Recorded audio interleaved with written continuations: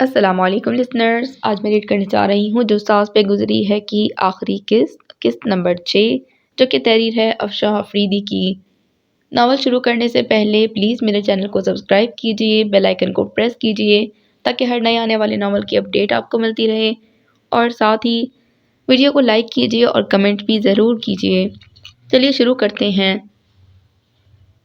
وہی کہہ رہا ہوں جو تمہیں سنائی دے رہا ہے، لیکن ایسا کیسے کر سکتے ہیں آپ؟ میاں بیوی میں 100 طرح کے اختلافات ہو جاتے ہیں، مگر اس کا مطلب یہ تو نہیں کہ مفاہمت کرنے کے بجائے گھر توڑ دیا جائے۔ دیکھیے بختیار، مشی اور ایواز ابھی جوان ہیں، جذباتی ہیں، ایسے میں کیا ہمارا فرض نہیں بنتا کہ ہم ان کے معاملات کو سلجھائیں؟ عذرا نے نرم لہجے میں شوہر کو سمجھانے کی کوشش کی۔ کوئی ضرورت نہیں تمہیں کچھ سلجھانے کی عذرا بیگم، جب وہ لڑکی گھر میں تھی تم نے اس وقت معاملہ سنبھال لیا ہوتا تو آج یہ نوبت نہ آتی۔ توہین آمیز لہجے میں عذرا بیگم کو بری طرح ڈپٹ دیا تھا انہوں نے۔ تو اب آپ کیا چاہتے ہیں؟ جس طرح آپ کے کہنے پر ایواز نے شادی کر لی تھی، ایسے ہی آپ کے حکم پر طلاق دے ڈالے مشکت کو؟ کیا ایواز کی اپنی کوئی مرضی نہیں؟ آج جیسے عذرا بیگم کا ضبط جواب دے گیا تھا۔ بختیار صاحب نے یقیناً پہلی بار عذرا بیگم کا یہ انداز دیکھا جو حسب سابق خاموشی اختیار کرنے کے بجائے ان کی آنکھوں میں آنکھیں ڈال کر بات کر رہی تھیں۔ تمہیں میری اولاد کے معاملے میں بولنے کی ضرورت نہیں عذرا۔ ان کا بھلا برا میں تم سے بہتر جانتا ہوں، تم اس معاملے سے الگ رہو۔ ان کا سنسناتا لہجہ انہیں ہمیشہ سہما دیتا تھا، مگر آج وہ جانے کہاں سے اتنی جمع کر لائی تھیں۔ ہمت کر کے پھر بولی، تو کم از کم صاحب معاملہ ہی سے پوچھ لیں، ایواز کی بھی تو سنیں بختیار، مشی اس کی بیوی ہے۔ عذرا بیگم کا نڈر انداز اس بار بختیار صاحب کو ٹھٹکا گیا۔ انہوں نے انتہائی سرد نظروں سے انہیں گھورا۔ یہ سب مجھے بتانے کی ضرورت نہیں، میں بہتر جانتا ہوں کہ کس سے اور کیا کہنا ہے۔ دیکھا نہیں جس کی بیوی ہے وہ کس قدر آرام سے بیٹھا ہوا ہے؟ یوں بھی یہ رشتہ میرے کہنے سے قائم ہوا تھا اور اب میں ہی اس کو ختم کر رہا ہوں۔ تمہارے صاحبزادے نے تو ویسے بھی روز اول سے اس لڑکی کو قبول ہی نہیں کیا تھا۔ تم کیا سمجھتی ہو مجھے کچھ نظر نہیں آتا؟ لہٰذا بے فکر رہو، ایواز کے لیے ایک مرتبہ پھر 3 دستخط کرنا مشکل نہیں ہوگا۔ عذرا بیگم کے رسان سے کہے جملے پر ان کا جواب یکدم کھرا تھا۔ عذرا ایک لمحے کے لیے کچھ بول نہ سکیں۔ کیا کہتی؟ ایواز کی خاموشی ظاہر ہی کر رہی تھی۔ بہرحال یہ بیکار بحث اب ختم کرو اور تم سب فوراً باہر نکلو، صرف 5 منٹ کا وقت دے رہا ہوں سب کو، سمجھ میں آیا؟ یکدم وہ سختی سے کہہ کر لمبے لمبے ڈگ بھرتے بیرونی دروازے کی طرف بڑھ گئے تھے۔ کچن سے پانی کی بوتل لیے باہر نکلتے ایواز نے باپ کے حکمیہ لہجے کو سن کر ماں کی طرف دیکھا تھا جن کی آنکھوں میں لکھی فیصلہ کن تحریر صاف پڑھی جا رہی تھی۔ سلوا کو دیکھنے لڑکے کی فیملی آئی تو وہ اپنے کمرے سے باہر نہیں نکلی۔ لاکھ سلوا اور اماں نے اسے سمجھایا مگر اس نے مان کر نہ دیا۔ پھوپھی بیگم کے ساتھ ان کی بہو حفصہ بھی تھی جو مہمانوں کے ساتھ کچھ دیر بیٹھ کر اس کے پاس اس کے کمرے میں چلی آئی۔ ادھر ادھر کی کچھ باتوں کے بعد حسب توفیق حفصہ نے ایواز کا ذکر چھیڑ دیا تھا۔ آج کل بس گھوم پھر کر ہر کوئی اس سے اس بارے میں ہی بات کرنا پسند کرتا۔ یہی وجہ تھی کہ اس کا دل اب کسی سے بھی ملنے کو نہیں چاہتا تھا۔ یہ تم نے صحیح کیا مشی کہ بچے وغیرہ کی ذمہ داری سے پہلے ہی ایواز سے الگ ہونے کا فیصلہ کر لیا۔ بڑے میاں بیوی بدترین ماں باپ ثابت ہوتے ہیں۔ سسرال بری ہو تو گزارا ہو جاتا ہے مگر شوہر اچھا نہ ہو تو نبھانا سخت دشوار ہوتا ہے۔ حفصہ نے ادھر ادھر کی باتوں کے بعد دلداری سے کہا تو لب بیچ کر اسے سننے لگی۔ گویا ہر ایک کو خبر ہو گئی ہے، اس نے افسردگی سے سوچا۔ ایسے میں بچے کی ذمہ داری سر پر پڑ جائے تو عورت زندگی میں آگے نہیں بڑھ پاتی اور نہ ہی اپنے لیے کچھ سوچ پاتی ہے۔ تم ابھی ینگ ہو، کسی اچھے انسان کا ہاتھ تھام کر زندگی میں آگے بڑھ سکتی ہو۔ کیا پتا بھابھی، اگر بچہ ہوتا تو وہ ہم دونوں کے درمیان ایک رابطے کی کڑی بن جاتا۔ اس نے گہری سانس بھر کر رنجیدگی سے کہا تو حفصہ نے اسے بغور دیکھا۔ سسرال سے طلاق کا مطالبہ کر کے نکلنے والی مشکت کے لہجے میں آئی درار بہت واضح تھی۔ رابطے کی کڑی نہیں، پاؤں کی زنجیر ہوتا وہ، تمہیں اس تکلیف دہ ماحول میں رہنے پر مجبور کر دینے والی بے بسی بن جاتا۔ کم از کم اب اپنے بارے میں کوئی فیصلہ تو کرتے ہوئے تمہیں کسی جبر کا سامنا نہیں ہوگا، کسی کی فکر نہیں ہوگی۔ حفصہ نے اختلاف رائے کرتے کہا، فیصلہ تو میں اس گھر سے نکلنے سے پہلے ہی کر چکی تھی بھابھی، مگر اندازہ نہیں تھا کہ میری وجہ سے میری فیملی کو اتنا سفر کرنا پڑے گا۔ اس کے لہجے سے اپنے والدین اور بہن بھائیوں کے لیے تکلیف کا باعث بن جانے کا دکھ جھلک رہا تھا۔ کیا کریں مشی، ہمارے معاشرے کا سیٹ اپ ہی ایسا ہے۔ ایسے معاملات میں یا تو لڑکی کو سسرال میں تنہا اذیت جھیلنا پڑتی ہے یا پھر طلاق لینے کی صورت میں اس کے گھر والوں کو۔ دونوں صورتوں میں تکلیف پھر بھی لڑکی کو ہی ملتی ہے۔ ہاں، مگر طلاق لینے کی صورت میں عورت کو اپنے مستقبل میں ایک اچھے پارٹنر کے ملنے کی امید ہوتی ہے، جبکہ برے شوہر کے ساتھ رہنے میں سوائے کسی معاوضے کے انتظار کے عورت کے پاس کچھ نہیں رہتا۔ حفصہ نے وثوق سے کہا، مگر طلاق اللہ کے نزدیک سخت ناپسندیدہ بھی تو ہے بھابھی۔ ہاں، ناپسند ہے، مگر اللہ تعالیٰ نے قرآن میں فرمایا ہے کہ اگر تمہیں ڈر ہو کہ یہ دونوں اللہ کی حدود کا پاس نہیں رکھ سکیں گے تو عورت رہائی پانے کے لیے کچھ دے ڈالے، یعنی جب میاں بیوی کو ایسا لگنے لگے کہ وہ ایک دوسرے کے حقوق ادا نہیں کر سکتے تو ایسی صورت میں طلاق کا آپشن دیا گیا ہے ان کو، اور اگر شوہر اس پر راضی نہ ہو تو عورت خلا لے سکتی ہے اس سے۔ حفصہ نے قرآن کی آیت کا حوالہ دیا تو وہ گمسم سی اسے دیکھنے لگی۔ پھوپھی بیگم کے مقابلے میں بالکل برعکس بات کی تھی اس نے۔ وہ تو جب ملتی طلاق کے منفی نتائج اور برے انجام سے ڈراتی ہی رہتی تھیں اسے، جبکہ گھر والے اس سے اس موضوع پر بات ہی نہیں کرتے تھے۔ کوئی بھی اس پر کسی طرح کا دباؤ نہیں ڈالنا چاہتا تھا۔ سلیمان صاحب اور سنبل بیگم نے اسے اپنے فیصلے میں آزاد چھوڑ رکھا تھا۔ ایسے میں آج پہلی بار کسی نے اسے تصویر کا یہ رخ بھی دکھایا تھا۔ گزرے 2 مہینوں کے شروع کے دنوں میں تو وہ اپنے فیصلے پر مکمل اعتماد کرتی تھی، مگر جوں جوں وقت گزرتا گیا اسے عوض کی یاد ستانے لگی تھی۔ کبھی لگتا کہ وہ اس کے منفی رویے کو نظر انداز کر کے اس کے دل میں جگہ بنانے کی کوشش کر سکتی تھی، مگر کبھی یوں محسوس ہوتا کہ اس کی کوئی کاوش برآور نہیں ہو سکتی تھی۔ عوض کے دل میں اس کے لیے کچھ بھی نہیں تھا، مگر وہ اپنے دل کا کیا کرتی جو چپکے اس بے مہر شخص کو یاد کیے جاتا تھا۔ اس کے دل و دماغ میں جیسے جنگ سی چھڑ گئی تھی۔ ایسے میں پھوپھی بیگم کی طرف سے گاہے بگاہے کی جانے والی برین واشنگ نے اس کے فیصلے کی فصیلوں میں نقب لگائی تھی، مگر آج حفصہ بھابھی کی باتوں نے اسے ایک مرتبہ پھر اسی جگہ پر لا کھڑا کیا تھا جہاں وہ 2 ماہ پہلے تھی۔ تم اپنی پھوپھی بیگم کی باتوں میں آ کر دوبارہ اس دلدل میں مت اتر جانا مشی، یہ پرانے زمانے کے لوگ ہیں نا، بس ایسے ہی ہیں، دنیا کیا کہے گی، ایک اس خوف کی خاطر اپنی بیٹیوں کو زندہ درگور کر دیتے ہیں۔ مگر تم آج کی لڑکی ہو، کسی کی مت سننا، بس وہ کرو جو تمہارا دل کہتا ہے، جو حق ہے۔ حفصہ بھابھی آپ کو پھوپھی بیگم بلا رہی ہیں۔ حفصہ کسی ماہر نفسیات کی طرح اس کی تحلیل نفسی کر رہی تھی کہ اچانک کمرے میں داخل ہونے والی سلویٰ کی سپاٹ آواز پر وہ دونوں چونکی۔ بہت آوازیں دیں انہوں نے آپ کو، مگر لگتا ہے آپ کچھ زیادہ ہی مصروف تھیں باتوں میں۔ سلویٰ کے طنزیہ لہجے میں محسوس کی جانے والی سختی تھی، جس پر حفصہ نے ہلکی سی ناگواری سے اسے دیکھا۔ ہاں، بس مشی کے ساتھ ہوئے سانحے نے دل اور دماغ کو جکڑ کر رکھ دیا ہے۔ بہت افسوس ہوا مجھے یہ سب اس کی زبانی سن کر۔ ترہم آمیز نظروں سے اسے دیکھتی حفصہ کے لہجے میں سلویٰ کے لیے کرارا پن تھا۔ اللہ سب بہتر کرے گا بھابھی، آپ بس دعاؤں میں یاد رکھیں مشی کو۔ سلویٰ کے لیے اپنے لہجے کو دھیما رکھنا بہت دشوار ہو رہا تھا اس بار۔ دعا تو میں سب کے لیے کرتی ہوں سلویٰ، اب تو تمہاری فکر بھی شامل ہو گئی ہے۔ امی جان تو بہت پریشان ہے تم سب کے لیے، اللہ تم دونوں بہنوں کو اپنے اپنے گھروں کا کرے، آمین۔ حفصہ نے خفیف سا استہزائیہ انداز اپنا کر اور سلویٰ کے سرخ پڑتے چہرے کو دیکھتی کمرے سے باہر کی طرف قدم بڑھا دیے تھے۔ یہ کیا بے وقوفی ہے مشی، تمہیں ضرورت ہی کیا تھی حفصہ بھابھی کے سامنے اپنا دل کھول کر رکھنے کی اور ان کی باتیں سننے کی۔ حفصہ کے جاتے ہی وہ غصے میں مشقت کی طرف پلٹی۔ کیا ہو گیا ہے سلویٰ، اب ایسا بھی کیا کہہ دیا بھابھی نے؟ وہ صرف مشورہ دے رہی تھی مجھے، اس نے تھکے تھکے بیزار سے لہجے میں سلویٰ سے استفسار کیا۔ تمہیں صرف ان کے مشورے سنائی دے رہے تھے مشی؟ ان کی نگاہوں میں چھپا استہزاء نظر نہیں آیا جو تمہیں دیکھ کر ان کی آنکھوں میں اتر آیا تھا؟ کوئی ہمدردی نہیں ہے انہیں تم سے، وہ محض پھوپھی بیگم کی بدسلوکی کا بدلہ لے رہی تھیں۔ ان کی بڑی بہن کی طلاق پر 100 طعنے دیے تھے پھوپھی بیگم نے ان کو، بس ان زخموں کا ہٹ جانا ہے۔ تمہارا گھر ٹوٹا تو سوچو ذرا کس قدر سکھ پہنچائیں گی پھوپھی بیگم کو، ان کے ہر طعنے کا بدلہ لے سکیں گی ان سے، بس یہ وجہ ہے ان کی اس ہمدردی کی۔ سلویٰ کے بے رحم تبصرے پر وہ جیسے چونک سی گئی تھی اور اگلے لمحے اس کی آنکھوں میں نمی تیرنے لگی۔ یہ تم کیا کہہ رہی ہو سلویٰ؟ وہ تو مجھے اپنے حق کے لیے بولنے کا کہہ رہی تھیں۔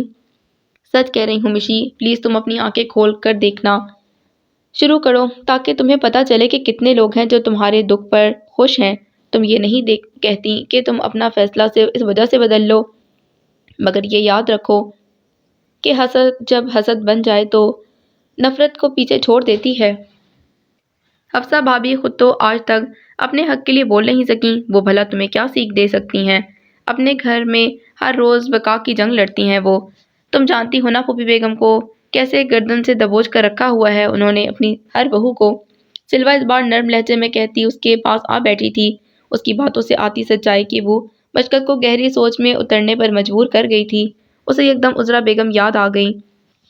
وہ اور ان کا دل موہ لینے والا سلوک وہ چاہ کر بھی نہیں بھلا سکتی تھی۔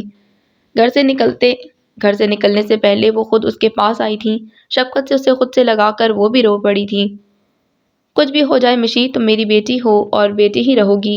مجھے معاف کر دینا کہ میں اپنے بیٹے کو ایک اچھا شوہر بننا نہیں سکھا سکی اور شاید خود بھی اچھی ساس نہیں بن سکی۔ ایسی بات نہیں آنٹی، اس نے بیکی پلکیں اٹھا کر انہیں دیکھا تھا۔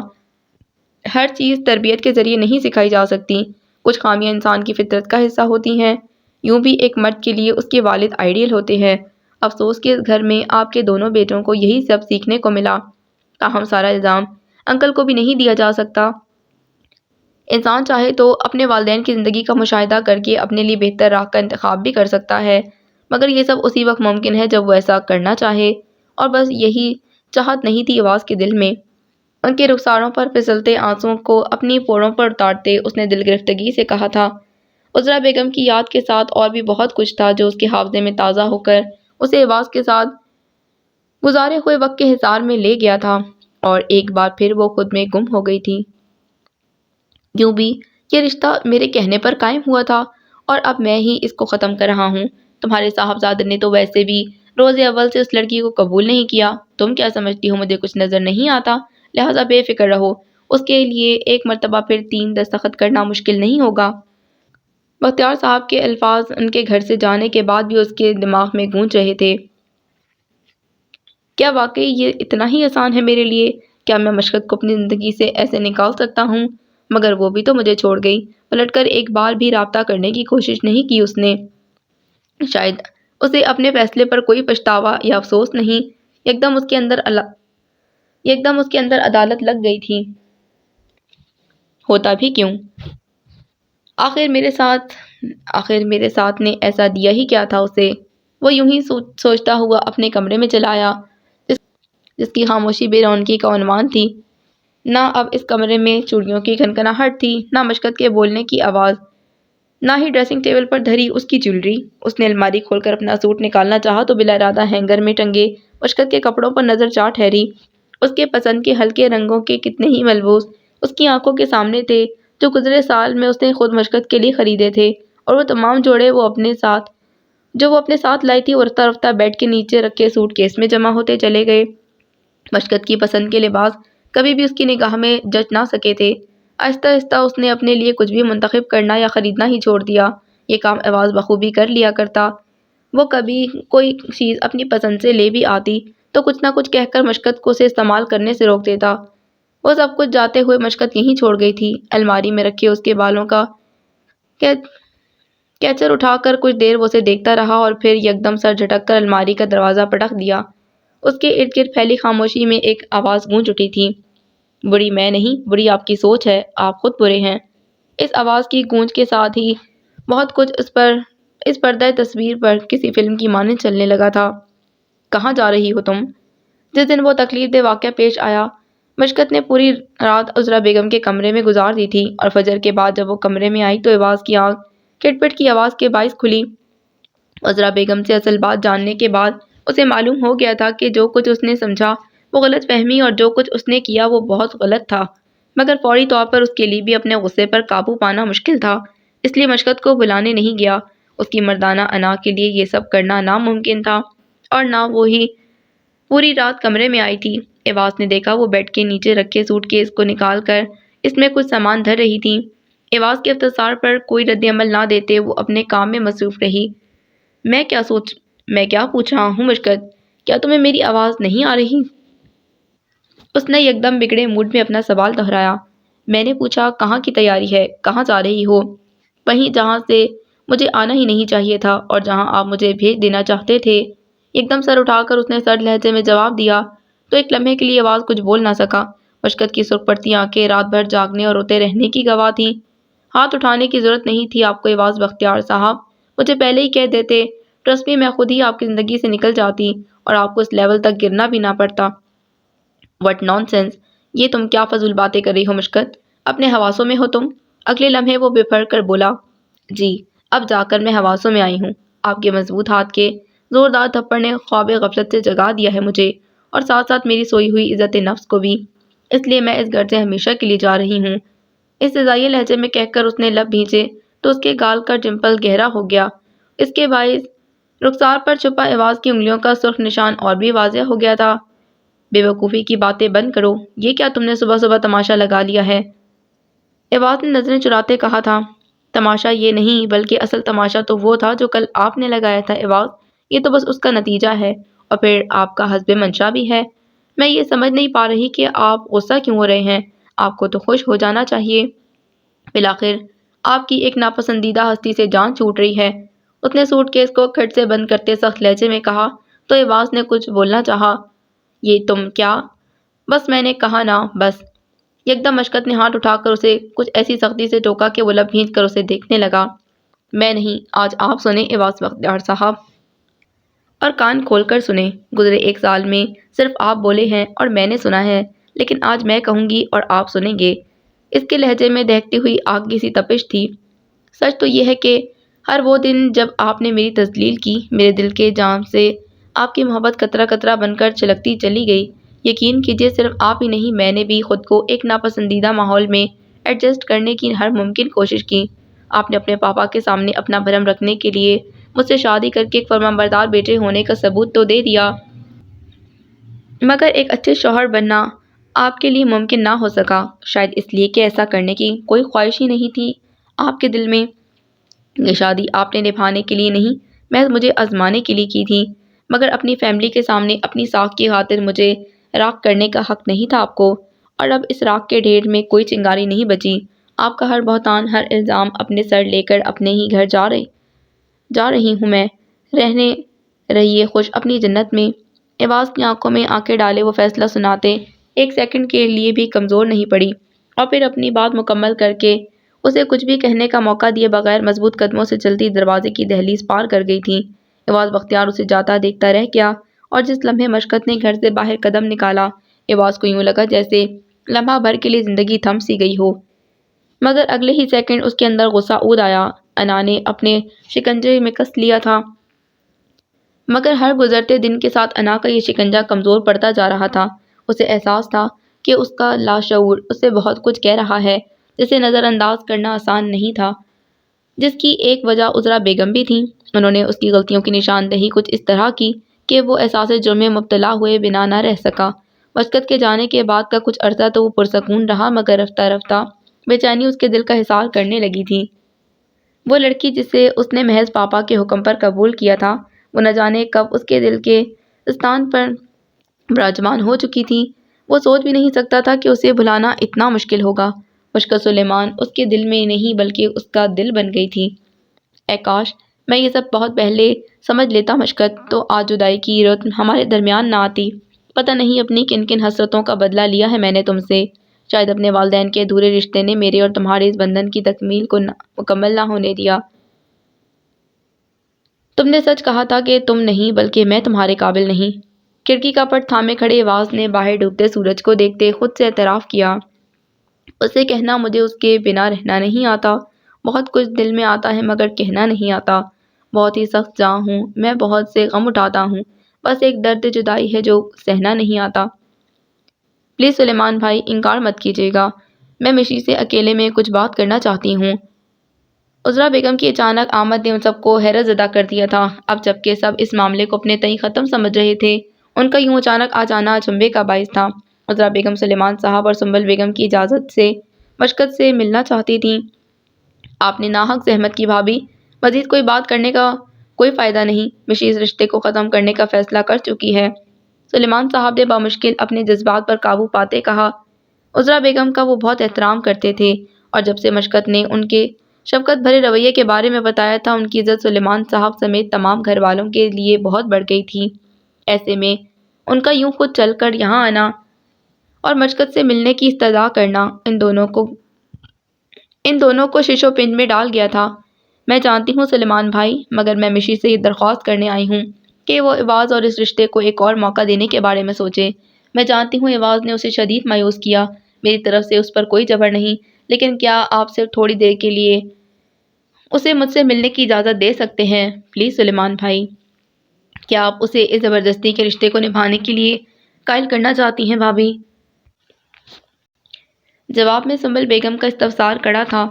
میں اپنے بچوں کے گھر کو ٹوٹنے سے بچانے کی ایک آخری کوشش کرنا چاہتی ہوں سنبل بھابھی، ہمارا دین بھی تو یہی کہتا ہے کہ جب بیوی اور شوہر میں ناچاکی ہو جائے تو دونوں کے خاندان میں کوئی بڑا درمیان میں پڑھ کر صلح اور مصالحت کرانے کی کوشش کرے۔ بحیثیت والدین ہم بھی یہی چاہتے ہیں کہ ہماری بچی کا گھر بسا رہے بھابھی، مگر اس کے لیے اس کا دل نہیں اجاڑ سکتے ہم، اس پر جبر کرنا ظلم ہوگا۔ سلیمان صاحب نے تمکنت سے جواب دیا، پلیز بھائی، آپ مجھ پر یقین کریں، میرا مقصد مشی کو زبردستی قائل کرنا نہیں۔ ہاں مگر کچھ باتیں میں اسے کہنا چاہتی ہوں۔ عذرا بیگم کا التجائی انداز یقین دلانے پر مصر تھا، جو سلیمان صاحب کو لب بستہ کر گیا۔ دونوں میاں بیوی نے آنکھوں ہی آنکھوں میں ایک دوسرے سے مشورہ طلب کیا اور پھر سلیمان صاحب کے اشارے پر سنبل بیگم جا کر مشقت کو بلا لائیں۔ آپ دونوں بات کیجئے، میں جب تک چائے بناتی ہوں۔ مشی کے کمرے میں داخل ہونے پر سلیمان صاحب کمرہ چھوڑ گئے تو سنبل بھی چائے کا کہہ کر کچن کی طرف بڑھ گئیں۔ السلام علیکم عذرا آنٹی، کیا حال ہے آپ کا؟ وہ سست قدموں سے چلتی ان کے قریب آئی تو انہوں نے بڑھ کر اسے خود سے لگا لیا۔ وعلیکم السلام۔ میں ایک ماں ہوں مشی، اور ایک ماں کا حال کیسا ہو سکتا ہے جس کے بچوں کا گھر ٹوٹنے کے در پر ہو؟ افسردگی سے کہہ کر انہوں نے اسے خود سے الگ کر کے اس کا ماتھا چوما۔ بات ہی انہوں نے ایسی کہی تھی کہ مشقت کچھ بول نہ سکی۔ بہرحال تم بتاؤ، تم نے یہ کیا حال بنا رکھا ہے بیٹا؟ اب کہ انہوں نے اسے بغور دیکھا تو وہ دھک رہ گئی۔ اس کے حلیے سے صاف لگ رہا تھا جیسے اس نے کئی دنوں سے نہ شاور لیا تھا اور نہ ہی کپڑے بدلے تھے۔ بال پراکندا تھے اور جھلری بھی ندارت تھی۔ عذرا کو اسے دیکھ کر شدید رنج پہنچا۔ کیوں، مجھے کیا ہوا ہے آنٹی؟ بس آج کچھ سستی تھی اس لیے کپڑے تبدیل نہیں کیے۔ اس نے قمیض سے دامن کی شکنیں دور کرتے پھیکی مسکراہٹ سمیت کہا اور پھر ان کا ہاتھ تھام کر انہیں صوفے پر لا بٹھایا۔ پلیز آپ بیٹھیے، میں چائے لاتی ہوں آپ کے لیے۔ نہیں، اس کی ضرورت نہیں بیٹا، یہاں میں تم سے ملنے آئی ہوں، کچھ کہنے سننے۔ پلیز یہاں میرے ساتھ بیٹھو۔ انہوں نے نرمی سے اس کا ہاتھ تھام کر اسے اپنے پاس بٹھا لیا تو وہ نروس سی ہو کر انہیں دیکھنے لگی۔ کہیے آنٹی، میں سن رہی ہوں۔ کچھ دیر خاموشی ان کے مابین گونجتی رہی جسے مشقت نے مؤدب لہجے میں توڑا۔ اسے اندازہ تھا کہ عذرا کچھ کہنے کے لیے الفاظ ڈھونڈ رہی ہیں۔ دیکھو بیٹا، میں جو کچھ تم سے کہوں اسے اس یقین سے سننا کہ میرے بیٹے کے طرح میرے دل میں بھی تمہارا ایک خاص مقام ہے۔ گہرے لہجے میں گہری بات کہہ کر انہوں نے ایک ثانیے کے لیے رک کر اس کی آنکھوں میں دیکھا۔ میرے خلوص پر یقین رکھنا، اگر میں کہوں تو ایواز کی حالت بھی تم سے کچھ مختلف نہیں، تو کیا تم میرا یقین کرو گی؟ وہ پوچھ رہی تھیں۔ وہ بھی تمہارے چلے جانے پر اپسیٹ ہے۔ مگر کیوں؟ وہ خود بھی تو یہی چاہتے تھے، تو اب کیوں وہ پریشان ہیں؟ اس نے وہ پر زور دیتے ہوئے ٹوٹ کر سوال کیا تھا۔ کیا تم خوش ہو اس فیصلے سے؟ عذرا نے برجستہ سوال کیا تو ٹھٹک سی گئی اور نظر چکا لی۔ سچ تو یہ ہے بیٹا کہ وہ بھی اپنے کیے پر بہت پچھتا رہا ہے۔ ٹرسٹ می، وہ تمہیں اپنے دل میں جگہ دے چکا ہے، مگر اپنی ہی اس فیلنگ کو سمجھنے میں اس نے دیر کر دی اور شیطان کا کاری وار تم دونوں کو الگ کرنے میں کامیاب ہو گیا۔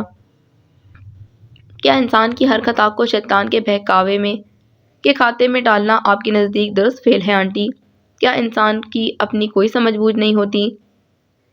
یقیناً ہوتی ہے بیٹا، مگر پیارے نبی صلی اللہ علیہ وآلہ وسلم کا فرمان ہے کہ ابلیس اپنے اس چیلے کو جو اپنی مستقل کوشش سے کسی کی طلاق کروانے میں کامیاب ہو جاتا ہے تو اسے اپنے ساتھ تخت پر بٹھاتا ہے اور کہتا ہے کہ تم نے خوب کام کیا۔ ان شیطانی کارروائیوں کی وجہ سے دونوں میاں بیوی میں فتنے یوں سر اٹھاتے ہیں کہ انسان کی ساری ذہانت دھری کی دھری رہ جاتی ہے اور اسے کچھ سمجھ بھی نہیں آتی کہ وہ کیا کرے۔ محبت کی نازک آبگینے میں بال آ جاتا ہے، جذبات مجروح ہونے لگتے ہیں۔ ایسے حالات میں ہمارا بھی دین حتی الامکان یہ کوشش کرتا ہے کہ خاندان کسی نہ کسی طرح برقرار رہے۔ اسی لیے یہ حکم ہے کہ اگر کسی مرد کی بیوی بے رخی یا سرکشی کا طرز عمل اختیار کرے تو اسے فوراً طلاق کا فیصلہ نہیں کرنا چاہیے، بلکہ پہلے بیوی کو پیار سے سمجھائے، نہ مانے تو گھر میں ہی بستر الگ کر لے، اور تیسرے مرحلے میں اسے ڈانٹ ڈپٹ یا سختی سے کام لینے کی اجازت ہے۔ وہ نرمی سے بتا رہی تھیں، اگر یہ سب کچھ شوہر کی طرف سے ہو تب بھی یہ حکم ہے، عورت کو فوراً خلا کا فیصلہ نہیں کرنا چاہیے، بلکہ صبر اور حکمت کے ساتھ شوہر کی بے رخی کا سبب معلوم کرنے کی کوشش کرنی چاہیے، اور پھر جہاں تک ممکن ہو شوہر کا دل جیتنے کی جدوجہد کرنا چاہیے۔ آپ جانتی ہیں میں نے اس سے بھی بڑھ کر کیا تھا آنٹی، اپنی ذات اور عزت نفس کو پس پش ڈال کر ایواز کی رضا کو اپنی خوشی بنانے کی ازحد کوشش کی تھی۔ اس کے آنسو پلکوں کی باڑ پھیلان کر رخساروں پر بہہ گئے تھے۔ میں گواہ ہوں بیٹا، تم نے ہر تدبیر آزما لی تھی، وہ سچائی سے منحرف نہیں تھی۔ تو پھر؟ وہ ادھورا سا سوال کر کے چپ ہو گئی تھی، مگر اس کی آنکھوں میں یہ استفسار رقم تھا کہ پھر آپ یہاں کیوں آئی ہیں؟ جب میاں بیوی میں باہمی اختلافات کو ختم کرنے کی ساری کوششیں ناکام ہو جائیں، تب بھی طلاق سے پہلے ہمارے دین میں ایک راستہ بتایا جاتا ہے مشی، اور وہ یہ کہ دونوں فریقین کے خاندانوں کے سمجھدار افراد میاں اور بیوی کے درمیان مصالحت کی اپنی سی کوشش بھی کر دیکھیں۔ لیکن اگر یہ حربہ بھی ناکام ہو جائے تو پھر اسلام دونوں کو اپنا راستہ الگ کرنے کی اجازت دیتا ہے۔ میں اسی لیے تمہارے پاس آئی ہوں مشی بیٹا کہ ایک بار پھر سوچ لو۔ انہوں نے حلاوت سے سمجھاتے ہوئے اسے امید بھری نظروں سے دیکھا۔ کیا سوچوں آنٹی؟ ایواز نے میرے لیے آپشن ہی کیا چھوڑا ہے؟ ہمارے معاشرے میں طلاق کا ریشو بہت تیزی سے بڑھ رہا ہے مشی، جس کی ایک وجہ تو عدم برداشت ہے اور دوسری وجہ کو میں سنڈریلا سنڈروم کا نام دوں گی۔ ہر لڑکی ایک پرنس چارم کا انتظار کرتی ہے جو دور دیر سے اسے اپنانے آئے گا اور شادی کے بعد ہیپی اینڈ ہو جائے گا، وہ ہمیشہ خوش و خرم رہیں گے۔ مگر زندگی کوئی پریوں کی کہانی نہیں ہوتی مشی، شادی کے بعد ہی تو صحیح معنوں میں زندگی شروع ہوتی ہے جو حقائق پر مبنی ہوتی ہے۔ اس میں والدین کی تربیت کا بھی قصور ہوتا ہے، وہ اپنی بیٹیوں کو یہ سمجھا نہیں پاتے کہ زندگی فیری ٹیل نہیں ہے۔ گو کہ تمہارے کیس میں دونوں ہی وجوہات نہیں تھیں، مگر میری اور بختیار صاحب کی کامیابی اور ناکامی کے بیچ ڈولتی ٹوٹی پھوٹی میرڈ لائف نے ایواز کے اندر کچھ ایسی توڑ پھوڑ مچا دی ہے جس نے اس کی شخصیت اور ذات کو مسخ کر کے رکھ دیا ہے۔ میرے ظلم سہنے اور بختیار صاحب کے جبر کرنے کے وصف نے ایواز کے اندر بے حسی پیدا کر دی۔ میں اعتراف کرتی ہوں کہ ایواز کے اس منفی رویے کی ذمہ دار میں ہوں۔ یہ آپ کیا کہہ رہی ہیں آنٹی؟ آپ خود کو الزام مت دیں۔ ایواز کی شخصیت میں یہ سکم انکل بختیار کے بے رحم رویے کی وجہ سے پیدا ہوا ہے۔ اس نے ان سے اختلاف کیا۔ نہیں مشی بیٹا، ایسا نہیں۔ ایواز سچ کہتا ہے، میں نے اپنے شوہر اور بیٹوں کو کبھی یہ علم نہیں دیا کہ عورت کی بھی کوئی توقیر ہوتی ہے، اس کی عزت نفس کو پامال نہیں کرنا چاہیے۔ اولاد کے سامنے ہمہ وقت کی جانے والی تذلیل پر میرا اپنے حق کے لیے نہ بولنا میرے بیٹوں کو شکیل قلب اور بے درد بناتا چلا گیا۔ میں ہی سب کی قصوروار ہوں۔ باوجود کوشش کے عذرا خود کو رونے سے نہیں روک پائی تھیں۔ مشقت کے لیے ان کے یہ انکشافات بہت تعجب خیز تھے۔ اس نے بے اختیار ان کے ہاتھ اپنی مٹھیوں میں جکڑ لیے تھے۔ وہ جانتی تھی ان کے یہ آنسو خود ان کی ذات سے زیادہ مشقت اور ایواز کے دکھ میں ابل پڑے ہیں۔ لیکن یہ سب کہنے کا مطلب یہ ہرگز نہیں کہ میں تمہیں حتمی فیصلہ کرنے سے روک رہی ہوں میری پیاری بیٹی، اور نہ ہی میں تمہیں ایواز کو معاف کرنے کے لیے کہوں گی۔ تاہم بس اتنا چاہتی ہوں کہ میری غلطیوں کی سزا میرے بچوں کو اپنا گھر قربان کر کے نہ چکانی پڑے۔ تو پھر مجھ سے کیا چاہتی ہیں آپ؟ وہ متورم نگاہوں سے انہیں دیکھتے ہوئے پوچھنے لگی تھی۔ گزرے مہینوں کی اس سیپریشن میں، تمہاری جدائی میں نے ایواز کو ٹرانسفارم ہوتا دیکھا ہے مشی۔ اسے احساس ہو گیا ہے کہ اپنے پاپا کے جبر کی ضد میں وہ اپنی خوشیوں کو خود آگ لگا بیٹھا ہے۔ اسے پچھتاوا ہے بیٹا۔ صحیح تربیت نہ ہونے کی وجہ سے ایواز کی ذہنی الجھنوں نے اس کی اور تمہاری زندگی جو انتشار پیدا کیا، میں اسے دور کرنا چاہتی ہوں۔ مگر اس کے لیے تمہاری مدد درکار ہے۔ کیسی مدد آنٹی؟ وہ گھبرا گئی تھی، نہ جانے وہ کیا کہنے والی تھیں۔ میں نے ایواز کو کاؤنسلنگ کے لیے بڑی مشکل سے قائل کیا ہے مشکت۔ کیا تم اپنے طلاق لینے کے فیصلے سے مستقل بنیادوں پر نہ صحیح عارضی مدت کے لیے ہی صحیح پیچھے ہٹ سکتی ہو بیٹا؟ انہوں نے جھجکتے ہوئے اپنا سوال اس کے سامنے لا دھرا تھا۔ اس نے متحیر ہو کر انہیں دیکھا۔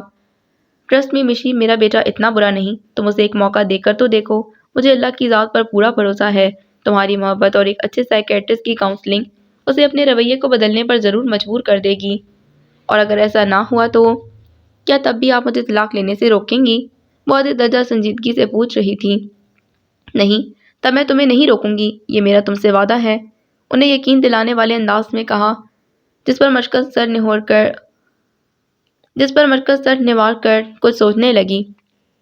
مگر پھر بھی میں سمجھتی ہوں ایسے حالات میں لڑکی کو طلاق کے بجائے خلا کی طرف جانا چاہیے، کیونکہ خلا تو ریورس ہو جاتی ہے۔ فریقین مستقبل میں نکاح کر کے دوبارہ اپنا گھر بسا سکتے ہیں، جبکہ طلاق انہیں ہمیشہ کے لیے جدا کر دیتی ہے، جس پر بعد کا پچھتاوا انہیں مصنوعی طریقے سے حلالہ کرنے کی طرف لے جاتا ہے۔ جس کی دین میں کوئی گنجائش نہیں۔ عذرا بیگم کی بات بہت درست تھی۔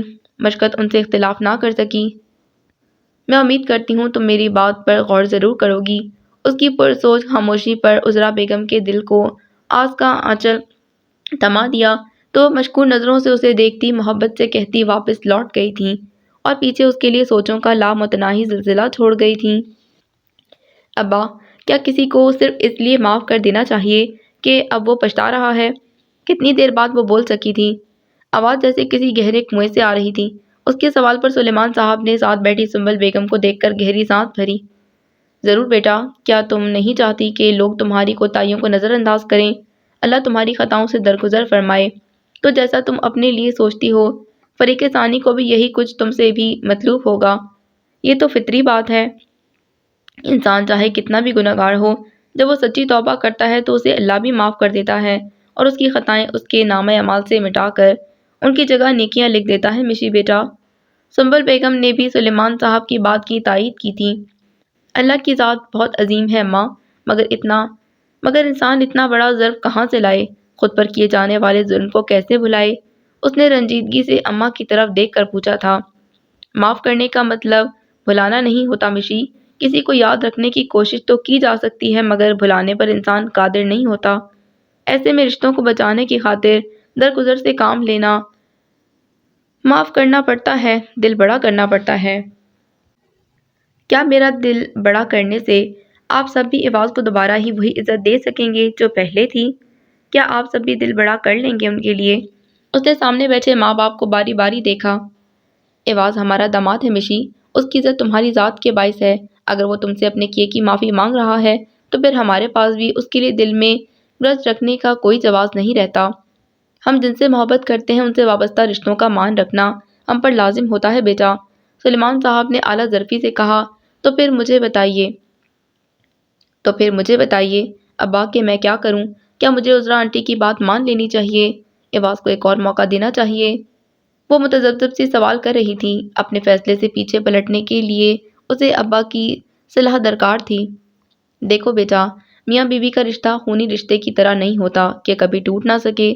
جیسے 3 بولوں سے جڑتا ہے ویسے ہی 3 بول انہیں جدا بھی کر سکتے ہیں، لیکن جب ایک شخص اس رشتے کو بچانے کے لیے اپنی انا اور ضد پر پیر رکھ کر تمہاری طرف ہاتھ بڑھائے تو اسے موقع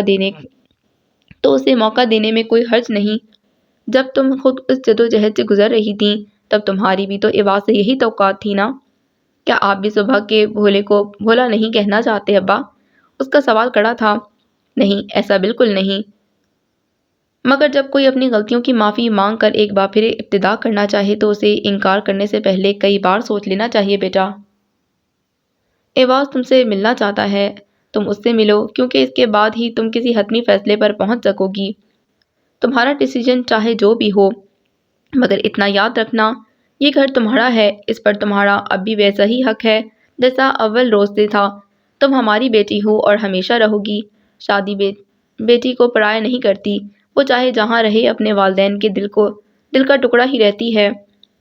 سنبل بیگم نے نرمی سے اس کے ہاتھ پر اپنا ہاتھ رکھ کر کہا تو وہ بے اختیار ان سے لپٹ گئی تھی۔ یہ وہی سنبل بیگم تھی جنہوں نے شادی کے اگلے دن اس کا ایک مہمان کی طرح استقبال کیا تھا، مگر آج ان کے خیالات میں کتنا تغیر آ چکا تھا۔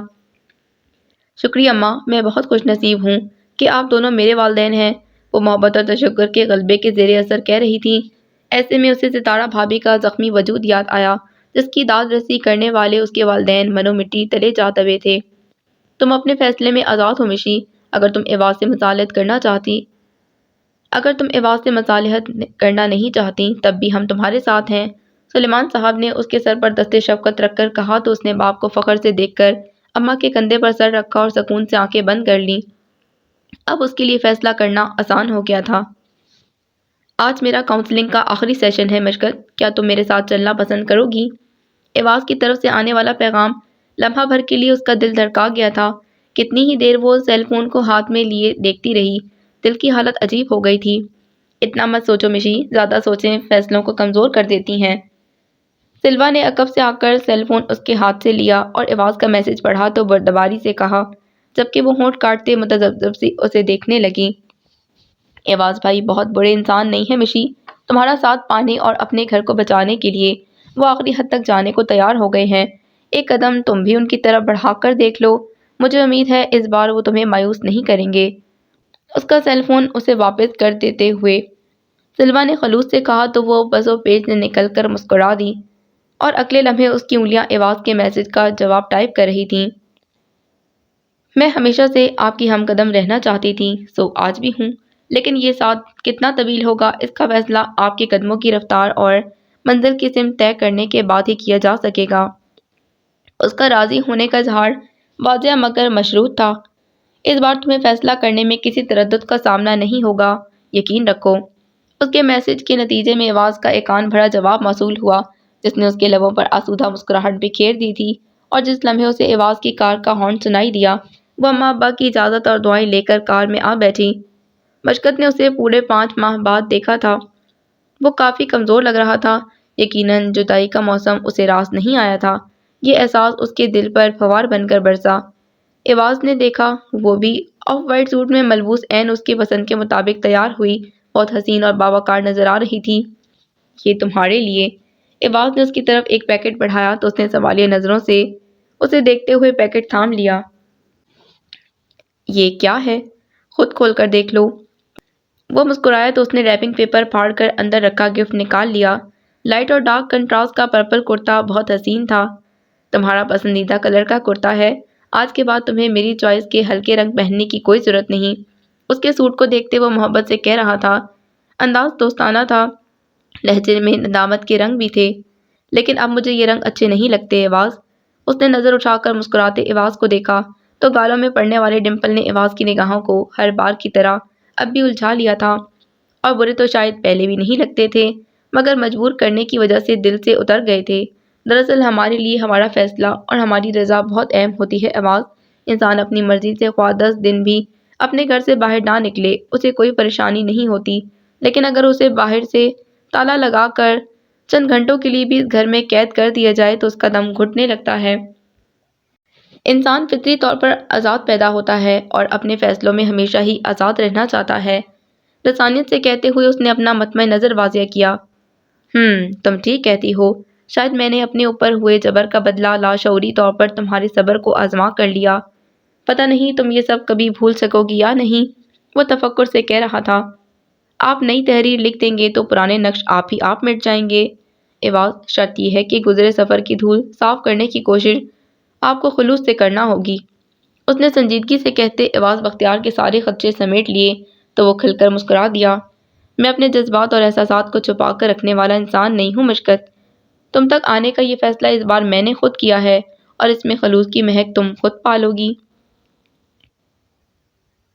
اس کے ہاتھ پر اپنا ہاتھ رکھتے ایواز نے یقین دلایا تو اس کے چہرے پر بھی سکون در آیا۔ چلیں؟ وہ پوچھ رہا تھا جس پر اس نے اس بات میں سر ہلا دیا تھا۔ سیشن بہت اچھا رہا۔ وہ دونوں کلینک سے باہر نکلے تو پارکنگ میں عذرا بیگم کو اپنا منتظر پایا۔ آنٹی آپ؟ وہ انہیں دیکھ کر کچھ حیران رہ گئیں۔ ہاں میں، عذرا مسکرا دیں۔ آج سے 1.5 سال پہلے تمہیں رخصت کرا کر میں ہی لائی تھی تو آج کیسے نہ آتی؟ مطلب؟ وہ متعجب سی پوچھ رہی تھی۔ مطلب بھی سمجھ میں آ جائے گا، فی الحال تو میرے ساتھ چلو۔ ان کے کہتے ہی ایواز نے کار سٹارٹ کی تو وہ بھی الجھن آمیز نظروں سے ان دونوں کو دیکھتے ہوئے اندر بیٹھ گئی۔ کار مانوس راستے سے گزر کر ایواز کے گیٹ کے آگے رکنے کے بجائے اسٹریٹ کے آخری گھر کے پاس جا کر رکی تو وہ حیران رہ گئی۔ یہ آپ ہمیں کہاں لے کر آئے ہیں ایواز؟ مسی بیٹا، یہ تمہارا اور ایواز کا گھر ہے، عذرا نے اسے مخاطب کیا تو وہ متحیر سی انہیں دیکھنے لگی۔ لیکن ہم تو آپ کے ساتھ رہتے ہیں نا؟ رہتے ہیں نہیں، رہتے تھے، آج سے یہی تمہارا گھر ہے۔ مگر کیوں آنٹی؟ ہم ایک فیملی ہیں، ہم ایک ساتھ کیوں نہیں رہ سکتے؟ وہ کچھ متفکر ہو چلی تھی۔ کمزور جسم کو صاف ستھرے ماحول کی بجائے اگر ان ہائیجینک جگہ پر رکھا جائے تو جراثیم لگ جانے کے باعث اس کے بیمار ہونے کا خدشہ بڑھ جاتا ہے، عذرا بیگم نے گہری سانس بھر کر سنجیدگی سے کہا تو وہ الجھن آمیز نگاہوں سے انہیں دیکھنے لگی۔ وہ گھر ابھی مزید 2 ٹاکسک رشتوں کی آلودہ فضا میں گھرا ہوا ہے مشی، میں نہیں چاہتی کہ اس کے مضر اثرات تم دونوں کے رشتے پر پڑیں۔ لیکن آنٹی، ماما ٹھیک کہہ رہی ہیں مشکت، میں نے اور ماما نے بہت سوچ سمجھ کر یہ فیصلہ کیا ہے۔ ایواز نے اسے مخاطب کیا تو وہ ایک لمحے کے لیے چپ رہ گئی، پھر یکدم اسے کچھ خیال آیا۔ اور بختیار انکل، کیا وہ اس بات پر راضی ہیں؟ اس نے ان دونوں سے یہ سوال کیا تھا۔ وہ بھی جلد مان جائیں گے۔ عذرا نے دھیمے لہجے میں کہا اور پھر مشکت کے قریب ہو کر شوخ لہجے میں سرگوشی کی۔ اتنے عرصے میں تمہیں اندازہ تو ہو ہی گیا ہوگا، در حقیقت یہ تینوں باپ بیٹے ذرا ٹیڑھی کھیر ہیں، اتنا آسان نہیں انہیں سدھارنا۔ ان کا برجستہ اور بدلہ سنج انداز مشکت نے پہلی بار دیکھا تھا، جس نے اسے بھی مسکرانے پر مجبور کر دیا۔ یقیناً وہ اس کے لوٹ آنے پر بے حد خوش تھیں، اور عبید بھائی اور ستارہ بھابھی۔ اسے فکر لاحق ہوئی۔ کہتے ہیں نا، عقل مند کو اشارہ کافی ہوتا ہے۔ تمہارے گھر سے جانے کے فیصلے نے ستارہ کو اپنے حق کی جنگ لڑنے اور عبید کو اپنے ہتک آمیز رویے کو ممکنہ حد تک درست کرنے پر مجبور کر دیا تھا، اور اس سب میں اب ستارہ کی ڈھال میں ہوں۔ اور آپ کی ڈھال کون ہے آنٹی؟ وہ پوچھ رہی تھی۔ میں خود ہوں، وہ اعتماد سے مسکرا دیں۔ سچ تو یہ ہے مشی کہ کچھ مرض لا علاج ہو جاتے ہیں۔ عمر کے جس حصے میں ہم ہیں، اس میں خود کو بدلنا قریباً ناممکن ہو جاتا ہے۔ ہم اپنی اولاد کی تربیت کر سکتے ہیں، پرائی اولاد کی نہیں۔ بختیار صاحب دل کے برے نہیں ہیں، بس ذرا مزاج سخت ہے، اور سچ کہوں تو مجھے اب کوئی فرق نہیں پڑتا، اور کچھ وہ بھی معاملات کو سمجھنے لگے ہیں۔ اگر اب سب کچھ بہتر ہو گیا ہے تو میں اور ایواز آپ کے ساتھ کیوں نہیں رہ سکتے آنٹی؟ وہ ہنوز متفکر تھی۔ وہ بھی تمہارا ہی گھر ہے مشی۔ بس کچھ عرصے میں بختیار صاحب کا غصہ اتر جائے گا تو میں تم دونوں کو واپس لے جاؤں گی، اگر تم چاہو گی تو۔ دراصل بعض لوگوں کو اپنے پیاروں سے جدا ہو کر ہی اپنی غلطیوں کا ادراک ہو پاتا ہے، تو بس اسی کا انتظار ہے۔ کیا انکل نہیں چاہتے تھے کہ ہمارا پیچ اپ ہو؟ اس کے دل میں خدشے سر اٹھانے لگے۔ نہیں، ایسا نہیں۔ در حقیقت انہیں اس وقت صرف اپنی انا پر پڑنے والی ضرب نے مضطرب کر رکھا ہے، مگر مجھے یقین ہے جو ہی ان کا غصہ ٹھنڈا ہوگا، ان کی ناراضی بھی ختم ہو جائے گی۔ اس کا گال تھپکتے عذرا نے یقین سے کہا تو وہ ایواز کی طرف دیکھنے لگی۔ ماما ٹھیک کہہ رہی ہیں مشکت، جیسے مجھے تمہارے جانے کے بعد اپنی غلطیوں کا احساس ہوا، پاپا بھی ہمارے بغیر نہیں رہ سکیں گے۔ میں اس وقت کا شدت سے انتظار کروں گی، وہ ایک ضبط سے بولی تھی۔ انشاءاللہ وہ وقت زیادہ دور نہیں ہوگا۔ ایواز کے لہجے میں یقین تھا۔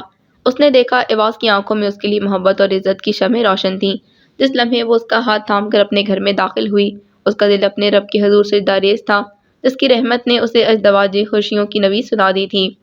آئی ایم سوری مشکت، ہر اس دکھ کے لیے جو میں نے تمہیں دیا، مگر مجھے امید ہے کہ آنے والے وقت میں میں تمہارے ہر نقصان کی تلافی کر دوں گا۔ ایواز نے اس کے دونوں ہاتھ اپنے ہاتھوں میں لے کر یقین دلایا تو وہ پھیکی پلکوں سے مسکرا دی تھی۔ اس کی آنکھیں ایواز سے کہہ رہی تھیں، رنج خوشیوں میں ڈھال سکتے ہو، بحر غم سے نکال سکتے ہو، تیری آنکھوں کی روشنی کی قسم تم اماوس اجال سکتے ہو۔ ختم شد۔ تو this was the end of novel جو سانس پہ گزری ہے۔ امید کرتی ہوں یہ کہانی آپ کو بہت بہت پسند آئی ہوگی۔ اگر آپ کو یہ کہانی پسند آئی ہے تو پلیز کمنٹ میں ضرور لکھ کر بتائیے گا، ساتھ ہی ویڈیو کو لائک بھی کیجیے، چینل کو سبسکرائب کیجیے۔ ملتے ہیں ایک نئی ناول کے ساتھ۔ اللہ حافظ۔